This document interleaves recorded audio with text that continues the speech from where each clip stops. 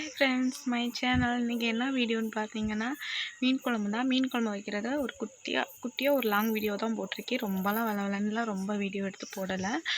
அதே மாதிரி நம்ம வீடியோ நிறைய பேர் பார்க்குறீங்க, சப்ஸ்கிரைப் பண்ண மாட்டேறீங்க ஃப்ரெண்ட்ஸ். சப்ஸ்கிரைப் பண்ணிவிட்டு நம்ம வீடியோ பாருங்கள். வாங்க ஃப்ரெண்ட்ஸ், வீடியோக்குள்ளே போகலாம். நல்லா எண்ணெய் காஞ்சோன்னே நம்ம வெந்தயம், சோம்பு ரெண்டுமே இப்போ நம்ம சேர்த்துக்கிறோம். சோம்பு வெந்தயம் சேர்த்தா தான் அது ஒரு வாசனையாக இருக்கும் மீன் குழம்புக்கு.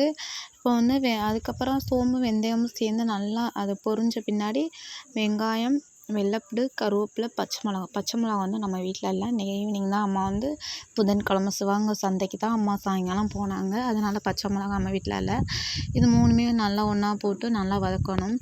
ஏன்னா அந்த வெங்காயம், வெள்ளைப்பூடு, மிளகு லாஸ்ட்டாக தான் அம்மா இறக்கையில் மிளகு போடுவாங்க. மிளகு மட்டும் லாஸ்ட்டாக தட்டி இறக்கி போடுவாங்க. அதுக்கப்புறம் நல்லா வெங்காயம் நல்லா வெந்த பின்னாடி தக்காளி போட்டதை நான் வீடியோ எடுக்க முடியல ஃப்ரெண்ட்ஸ். எனக்கு ஒரு சின்ன ஒர்க் ஆயிடுச்சு.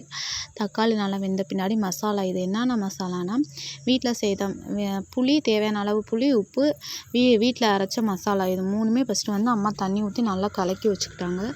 அது தேவையான அளவு மட்டும்தான், கொஞ்சம் தான். நாங்கள் 2 பேர், நானும் அம்மா மட்டும்தானே, கொஞ்சமாக வச்சாங்க. அதுக்கப்புறம் நல்லா குழம்பு கொதித்த பின்னாடி இப்போ மீன் அம்மா அள்ளி போடுறாங்க. இந்த மீன் பேர் சத்தியமாக எனக்கு தெரில ஃப்ரெண்ட்ஸ், மறந்து போச்சு. அதுக்கப்புறம் மீன் குழம்பும் ரெடி ஆயிடுச்சு ஃப்ரெண்ட்ஸ். வாங்க சாப்பிட்லாம். உங்கள் வீட்டில் எப்படி வைப்பாங்கன்னு நீங்கள் மறக்காமல் கமெண்ட் பாக்ஸில் கமெண்ட் பண்ணுங்கள். நம்ம வீடியோ நிறைய பேர் பார்க்குறீங்க, ஃபாலோ பண்ணாமல் நம்ம வீடியோஸ் பார்க்குறீங்க ஃப்ரெண்ட்ஸ். இந்த வீடியோ பிடிச்சிருந்தா லைக் அண்ட் சப்போர்ட் பண்ணுங்கள் ஃப்ரெண்ட்ஸ்.